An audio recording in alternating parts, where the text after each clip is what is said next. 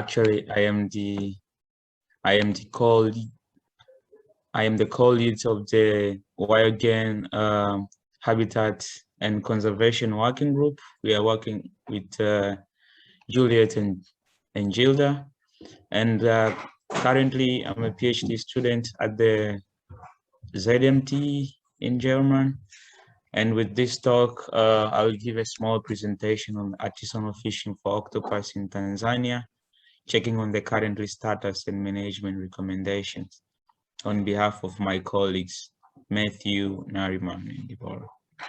So the octopus forms an important fishery for the coastal communities in Tanzania and the whole of the WIO region. In Tanzania, the fishery have expanded over the last decades due to increasing international market demand. And overall, at least 2/3 of the catch is supplied to the international markets, and the least is supplied to the local markets. In Zanzibar, the situation is quite different, of which 90% of the market is the tourists. And with this COVID-19 situation, it has brought some negative effects on the fisheries. So the catch is normally exported mainly to Europe, especially Portugal, Italy, Spain, and France, and some countries in Asia. And from Tanzania, between 2008 and 2012, about 1,500 tons of octopi were exported in different countries. And this generated a revenue of about 6.8 million US dollars, which is almost half of the total of the whole of the WIO region. So the catch composed mainly of octopus cyaneus. It is the largest species, but also we have octopus vulgaris. Yeah, and the maximum weight of octopus cyanea can grow up to 11.7 according to the reports. And the fishers use traditional fishing methods like gleaning. They use traps, trawlers, and pots. And recently, like I said, the artisanal fishers have increased their fishing intensity due to demand from the international markets, according to the report of Rockcliffe and Harris from Blue Ventures in 2016. So some of the important companies that buy the octopus from the artisanal fishers include the Bahari, Fruit de la Mer, and Tan Pesca.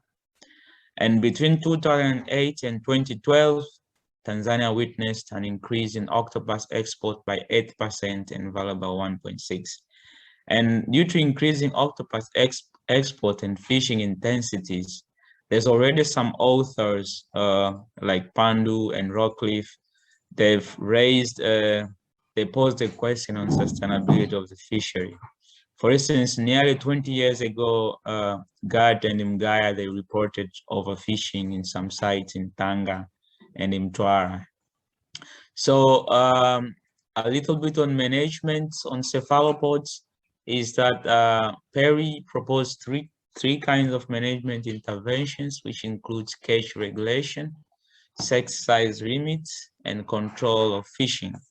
And in Tanzania, like in some places, they practice a size limit of 500 grams, but it's difficult to control because you have so many artisanal fishers, and the fishing methods, they are non-selective. So for instance, a fisherman would spot an octopus in a den and then would use a spear to injure without knowing the size beforehand. So at the end, they don't find any logic to discard the octopus below recommended size. So the closure has remained as the very important alternative. It was initiated in different, but we call them experimental closure at Kilwa Bosongo. The last 2 years, they were able to harvest over 17 tons of octopus. But although they increased catch, but still the benefits looks like they disappear in few days after opening. And sometimes you have fishermen coming from nearby villages, which becomes difficult to control. But of course, they can result in a strong management actions like MPA. So our study was conducted along the coastline of Tanzania, of which in one of the islands called Gibondo and Beju, which is part of the Mafia archipelago. And these islands have are endowed with coral reefs and intertidal ecosystems that support marine lives.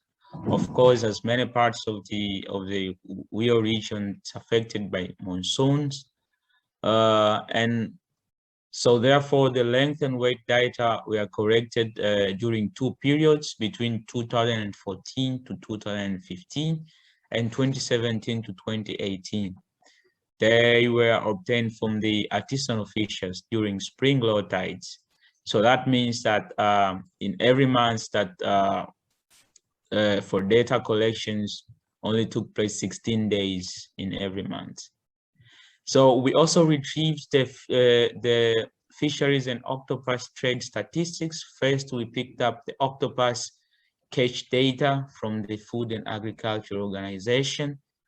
And also we picked up the export trade data from the United Nations Comtrade database.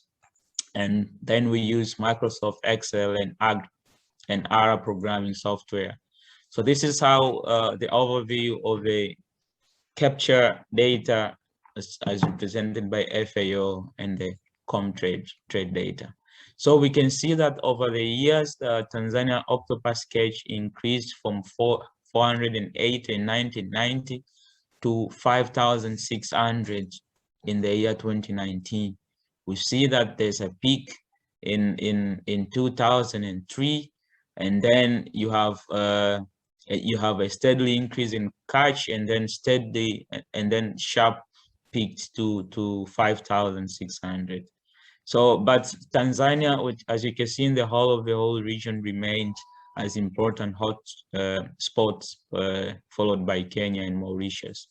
In terms of trade, between 2016 and 2018, Tanzania exported over 3.4 tons of octopus with a value of 7.7 million. And we see that this is 2017, this is 2016, 2017, 2018. You see there's an overall increase in the partner countries, the markets, and the export amount. For instance, between 2016 and 2017, the amount grew by 20%, and then the export amount grew by, doubled at 2018. So this can have implications for fisheries, especially when you don't know a lot about the stock.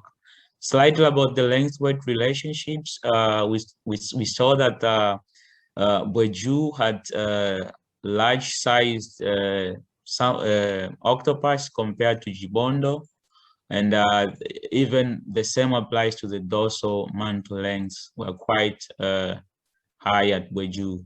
And we can see that the value of B was around 2.16 at Beju, and at Gibondo was about 2.28. So we've seen an increase and a peak at 2018, at 2019 of 5,600, which suggests an increased fishing effort by the artisanal fishers. But of course, we need to treat this data in cautious, because the data from FAO represent the so-called conservative underestimates.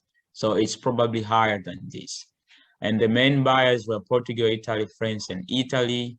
But from this study, we see additional players and buyers include Turkey, Greece, Israel, and the Netherlands. And the previous reports by Blue Ventures, and they didn't capture that. The average weight at Gibondo was even lower than the average weight reported by the same study by Gard and Gaia.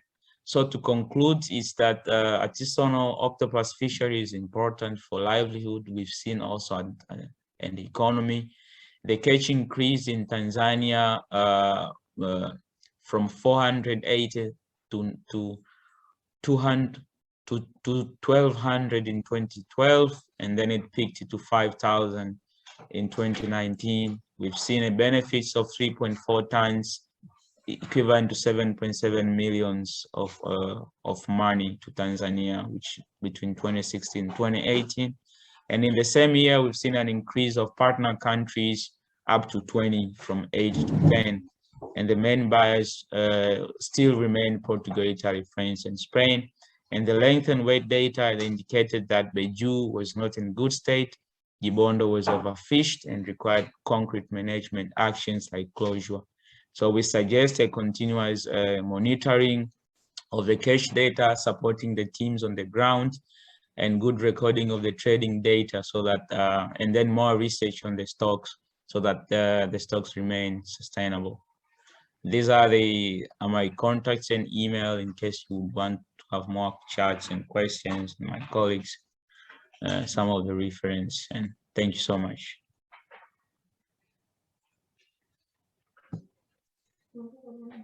Thank you so much, Cretus, for that wonderful presentation on artisanal octopus fishery. So at this juncture, I'd like to give 5 minutes to participants.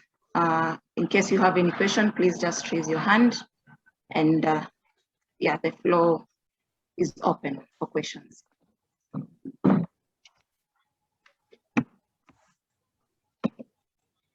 Any questions?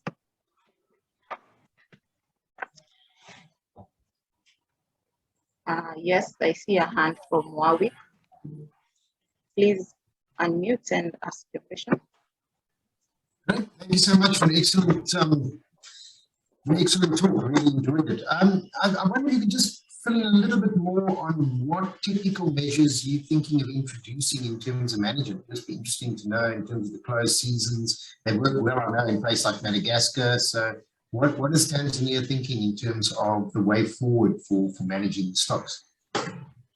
Yeah, I mean, thank you for a very interesting question. It's a difficult one. What I can say is most of our fisheries, they lack a good data, I would say. So the very first step is to have more data, keep tracking of the stocks, which is quite, I would say, expensive. And most of the efforts for cache monitoring, like what we did in our study, it was funded, and the fundings, they are not consistent, and sometimes they dry up. So so far, to the best of my knowledge, I don't know if there is a quite very well dedicated plan only for octopus. It's like the fishery management manage fishery like overall and not specific to species. And yeah, but of course, with the raising awareness with the government, and there's quite a number of fisheries improvement projects for octopus, so that they reach the stewardship. But still, there's a lot of work need to be done. Even the closures is not very effective, because you have fishermen coming from nearby villages, and then you have the native one from the same village. They're saying why we are doing the closure anyhow. So it's a difficult one, and there's a long way to go, I would say. Oh, thanks so much.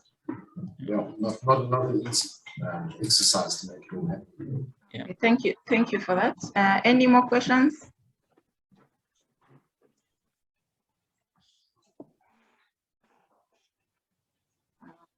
I think I can contribute to a question. Due to the increase in the tonnage of octopus caught in the water, can you say that that particular fishery is sustainable to the villagers, or to the yeah, I mean, to respond to that is that most of the research that were done, it's difficult to conclude for the whole of Tanzania, but most of the research, they are taking place in very few sites, and you'll find that out of 5 sites, you have 1 site or 2 sites that are overfished.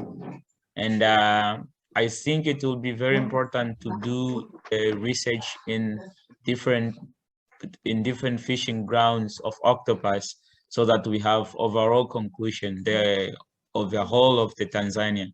But of course, different sites in Tanzania, they are in different successful stages of exploitations.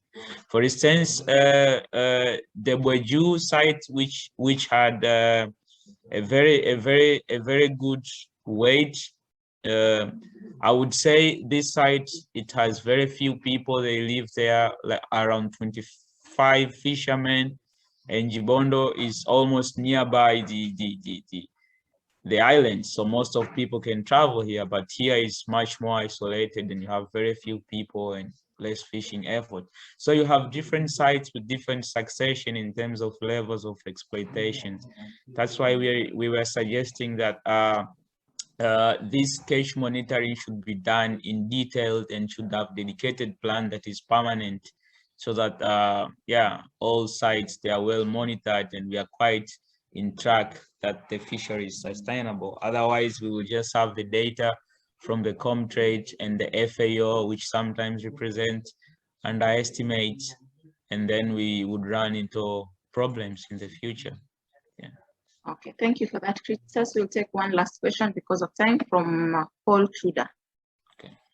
Yeah. Thank you so much, Cretus. Mine is actually just a comment in line with what you just said. One will be just a recommendation, because just doing a length-weight relationship in itself does not give us the status of the exploitation rate of the octopus fishery. So one of the things would be possibly to conduct a stock assessment for octopus. But of course, we know that without specific data, using the normal data limited approaches does not apply to octopus, because of octopus mostly recruits throughout the year. So it will be difficult to conduct a normal stock assessment with a length frequency analysis.